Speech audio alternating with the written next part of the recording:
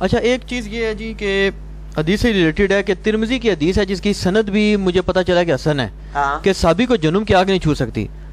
آگے بھی ہے جس نے صحابی کو دیکھا اس کو بھی نہیں چھوئے گی, جس نے اس کو بھی دیکھا. یہ حسن سند ہے؟ جی جی پوری ہے. اچھا اب یہ مجھے بتائیں کہ یہ جتنے اشخاص ہیں جن کے خلاف ساری بات چیت آپ کرتے رہتے ہیں, اکثر و بیشتر ان کے واقعات بتاتے رہتے ہیں, یہ سارے صحابی آپ ان کو مانتے؟ ابھی آپ نے کہا آپ سے نہیں مکر سکتے.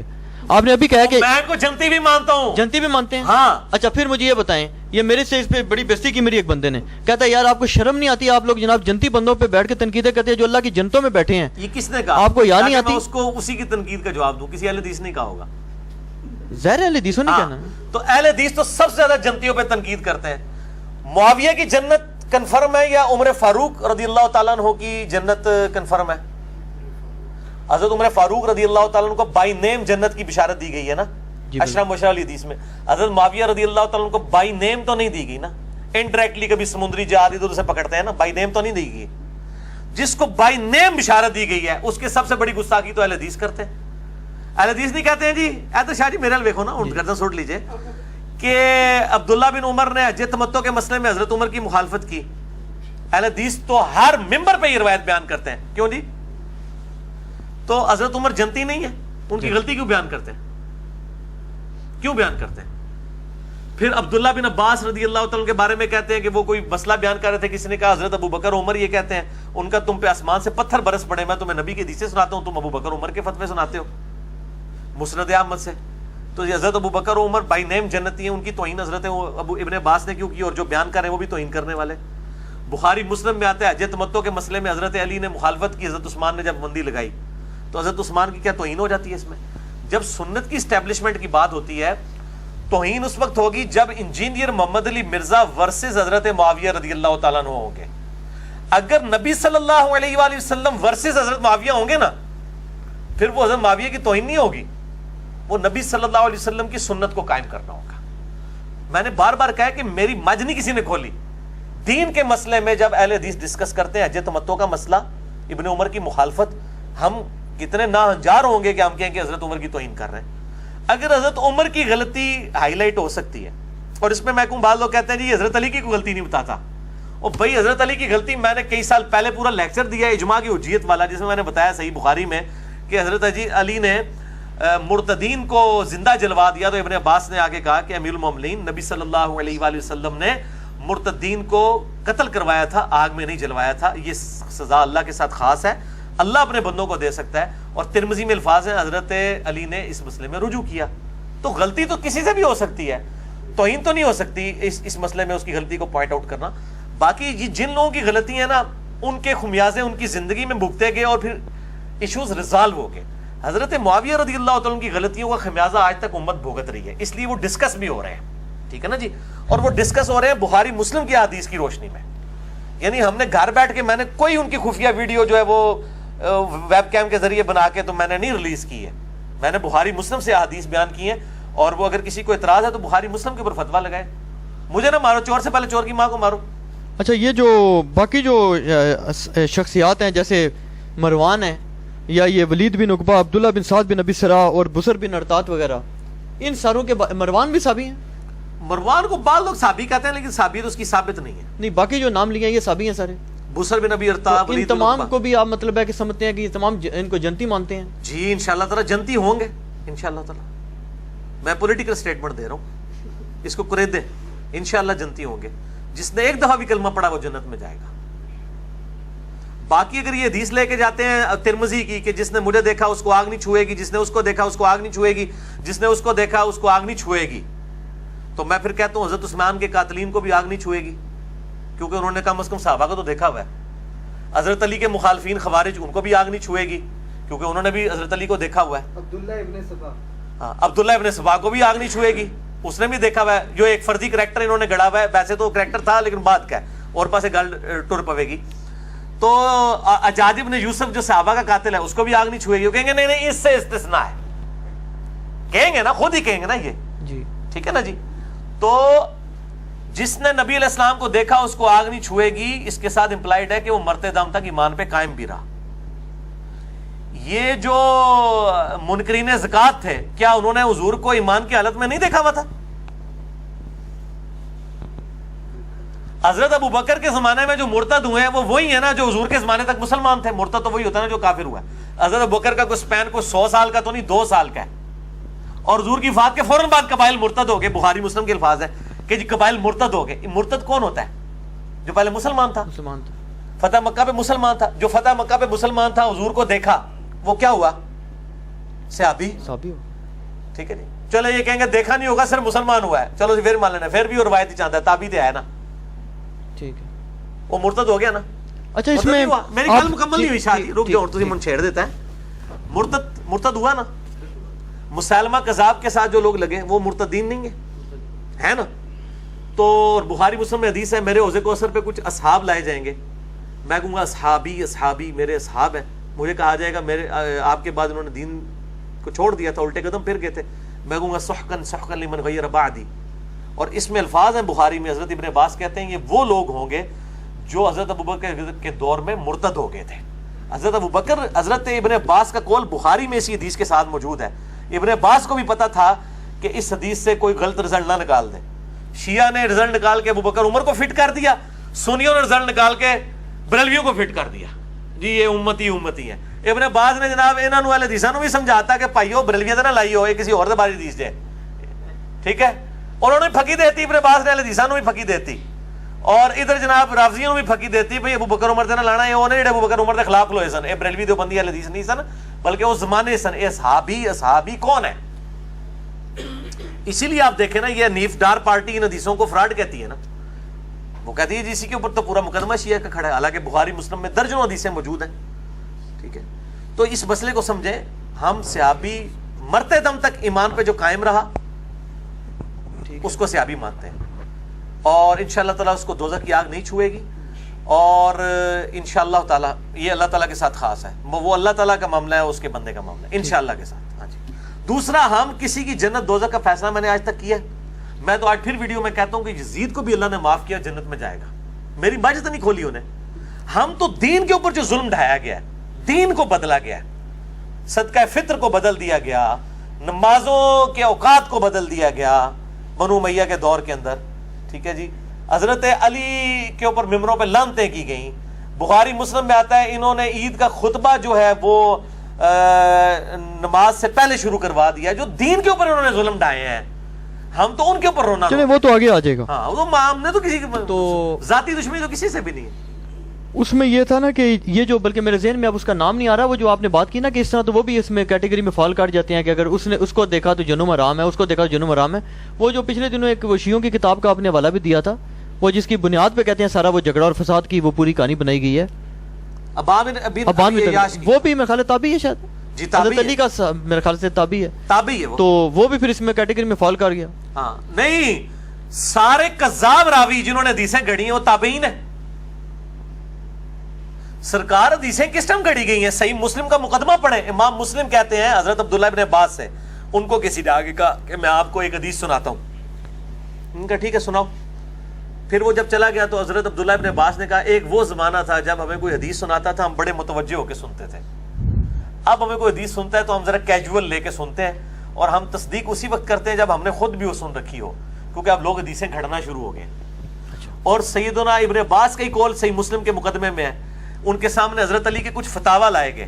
انہوں نے کہا اللہ کی قسم یہ ابن ابی طالب کے فتاوا نہیں ہے، اگر یہ فتوے علی ابن ابی طالب نے دیے ہوتے تو وہ گمراہ ہو گیا ہوتا. اللہ کی قسم انہوں نے ایک بڑا قیمتی علم ضائع کر دیا.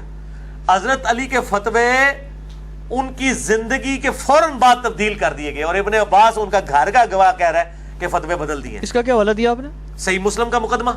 اچھا جی، میں نے پورا لیکچر مسئلہ 36 دیا ہے، صحیح مسلم کے مقدمے میں موجود ہے. امام مسلم کہتے ہیں 100 ایسے تابعین تھے جن کے نیک ہونے پہ اتفاق تھا، اور اس پہ بھی اتفاق تھا کہ ان سے حدیث نہیں لی جائے گی.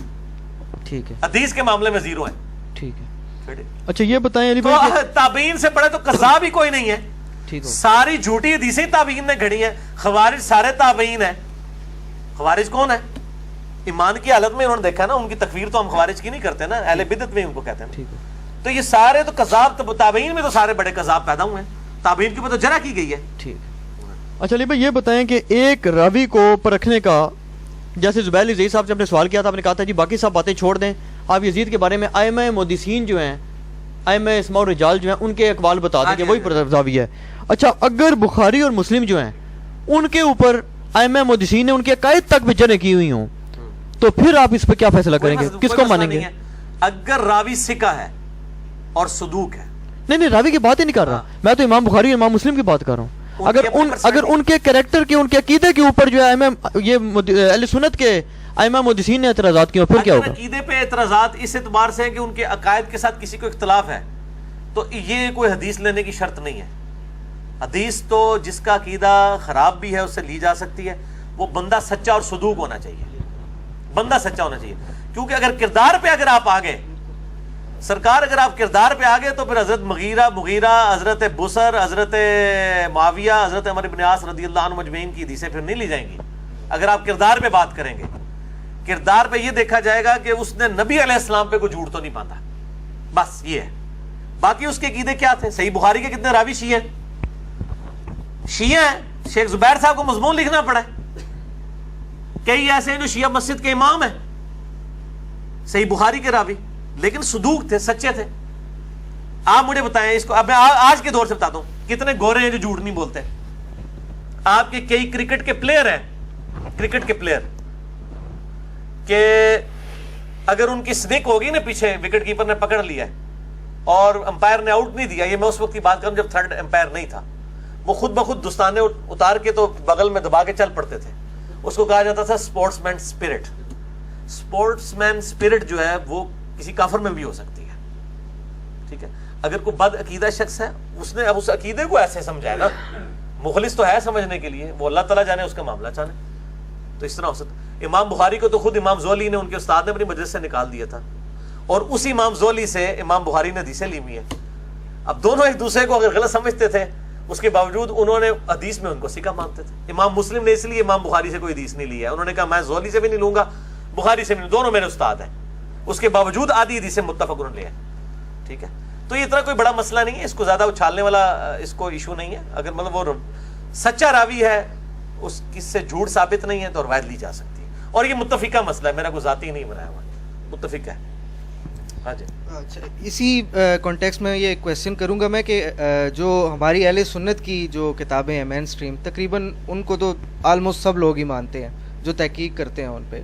تو جو اہل تشیع کی کتابیں ہیں جو اصول اربعہ ہیں, تو کیا ہمیں بھی ان پہ تحقیق نہیں کرنی چاہیے؟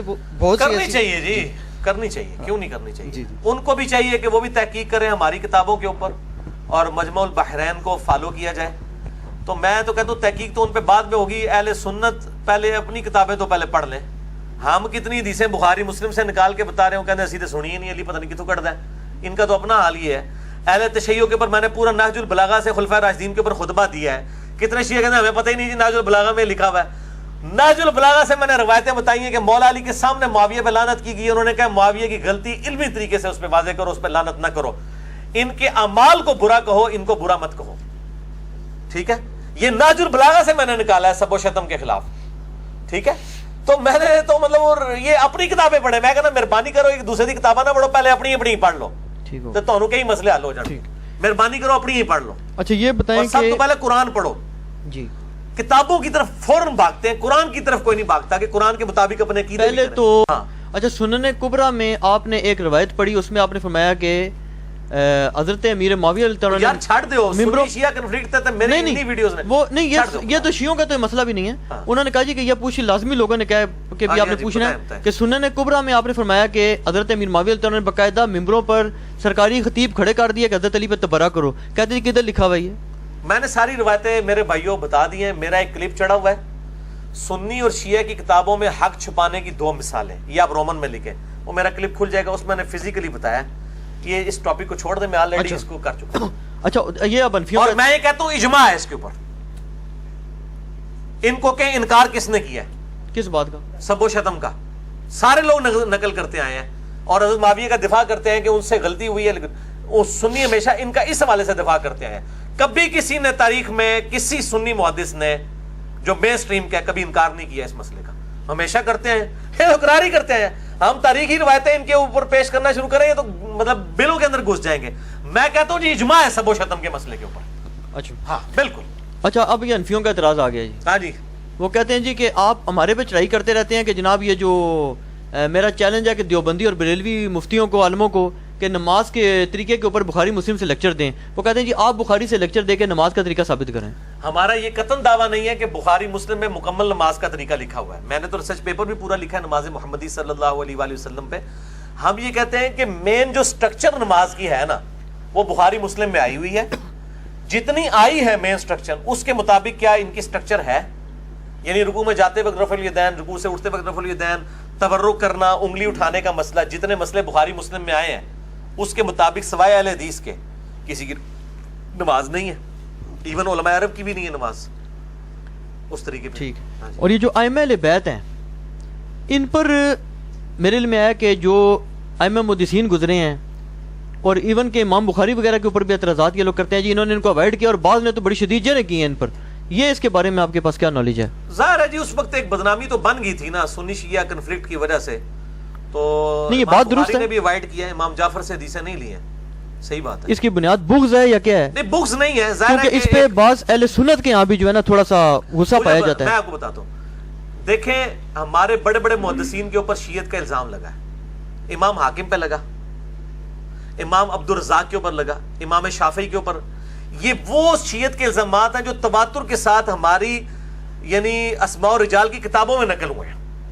ٹھیک ہے نا جی.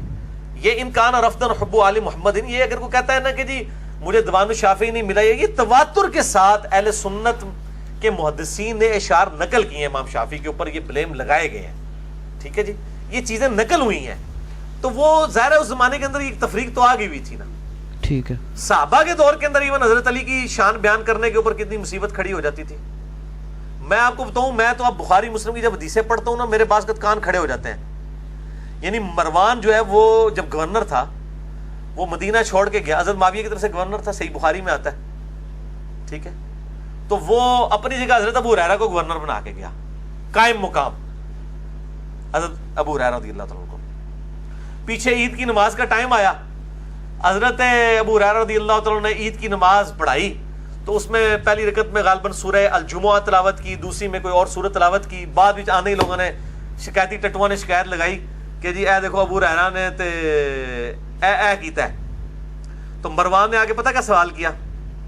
اس نے کہا ابو ہریرہ تم نے تو وہ صورتیں تلاوت کی ہیں عید کے اندر جو ابن ابی طالب کوفے میں جب عید کی نماز پڑھاتا تھا نا تو اس وقت کیا کرتا تھا. آپ بکس کا لیول دیکھیں، یہ شکایت کے طور پہ لیا گیا. تو حضرت ابو ہریرہ نے کہا کہ ابن ابی طالب کی سنت نہیں ہے، یہ نبی صلی اللہ علیہ وسلم کی سنت ہے. ابن ابی طالب جو کچھ کرتے تھے وہ نبی صلی اللہ علیہ وسلم کیا کرتے تھے. آپ کوئی حدیثیں ڈیپ ڈگ کریں گے آپ کو اندازہ ہوگا کہ یہ لوگ کتنے الرجک ہوتے تھے حضرت علی کے کسی عمل کی وجہ سے. وہ سنن نسائی میں تو موجود ہے، انہوں نے لبیک کہنا چھوڑ دیا تھا تلبیہ والے چیپٹر میں. تو حضرت ابن عباس نے کہا لبیک اللہم لبیک، معاویہ کی ناک خاک آلود ہو، انہوں نے بغض علی کی وجہ سے سنت چھوڑ دی ہے. تو یہ تو صحابہ کے دور کے اندر مسئلہ ہو گیا تھا بغض علی والا. اس لیے تو آپ نے فرما دیا تھا علی سے محبت نہیں رکھے گا مگر مومن، علی سے بغض نہیں رکھے گا مگر منافق. صحیح مسلم 240 نمبر حدیث. تو مسئلے تو اس وقت کھڑے ہو گئے تھے. اچھا شاہ جی خدا دا نا جائے سنی شیعہ کنفلکٹ تو باہر نکلو، ایڈا کچھ میں دیتا ہے امت نو اللہ دے فضل نال 5 گھنٹے دا کوسچن آنسر پوری دنیا سے سوال آئے، یقین کریں نہ کریں لوگ ناراض. اچھا اس کا مطلب یہ ہے کہ پوری دنیا میں اب یہ مسئلہ اٹھ گیا ہے. اٹھا تو ہے، تو یہ میرے اٹھانے سے اٹھا ہے، پہلے کے اٹھا ہوا ہے. پہلے کے اٹھا. ظاہر ہے جب ڈاکٹر ذاکر نائک نے کروڑوں لوگوں تک جو یزید رحمت اللہ علیہ رضی اللہ تعالیٰ کہہ دیا، انہوں نے کسی نے نہیں مگر پیا. میں ہوتا جو جواب دیتا ہے لوگ میرے مگر پہ گئے، اسی تے جواب دینے والے ہیں. ساڑھے سر تے جتیاں بھی مار دو، ساڑھے رونے تے بھی بندی لگا دو. اچھا قرآن و حدیث سے ثابت کریں کہ کوئی ایسا نبی گزرا ہو، کوئی ایسا نبی گزرا ہو، رسول گزرے ہوں کہ جن کا خلیفہ جو ہے وہ لوگوں نے چنا ہو. ہے جی اللہ نے نہ خلیفہ بنایا اس کا، نبی صلی اللہ علیہ وآلہ وسلم. نہیں یہ آپ سے وسلم کے لیے قوانین فرق کیوں ہو جاتے ہیں؟ یہ شیعہ اعتراض کرتے ہیں، کہتے ہیں جی آپ ہی کی بیٹی کی وراثت نہیں ملتی، آپ ہی کے لیے جناب جو خلیفہ ہے وہ لوگ چن لیتے ہیں. جی خلیفہ کا مسئلہ یہ ہے کہ نبی صلی اللہ علیہ وآلہ وسلم کی ختم نبوت کا یہ تقاضا تھا کہ آپ اپنا خلیفہ نہ دے کے جاتے، کیونکہ آپ کے اوپر نبوت ختم ہو چکی ہے. نبوت ختم ہو چکی نا. آپ کی ختم نبوت کا یہ تقاضا ہے کہ آپ صلی اللہ علیہ وآلہ وسلم کا کوئی خلیفہ نہ ہو، ورنہ اس کی غلطیاں کس کے کھاتے میں پڑیں گی؟ نبی علیہ السلام کے کھاتے میں. انبیاء کے خلیفہ کون ہوا کرتے تھے؟ اگلے انبیاء کے نبی ہوا کرتے تھے. اگر سلسلہ نبوت جاری ہے تو ہمارا نبی کا بھی کوئی نبی خلیفہ ہوتا. آپ کی ختم نبوت کا تقاضا تھا کہ آپ کا کوئی نبی، چونکہ آپ کے بعد کوئی نہیں آنا ایز اے نبی، تو آپ صلی اللہ علیہ وآلہ وسلم کسی کو خلیفہ نہ بنا کے جائیں. آپ نے خلیفہ بنایا قرآن کو. باقی گورنمنٹ لیول کے اوپر جو آپ صلی اللہ علیہ وسلم کا خلیفہ تو رسول ہے، وہ خلیفہ ہم سکسیسر اس پوائنٹ آف ویو سے نہیں لیتے کہ آپ نے ان کو نامزد کیا.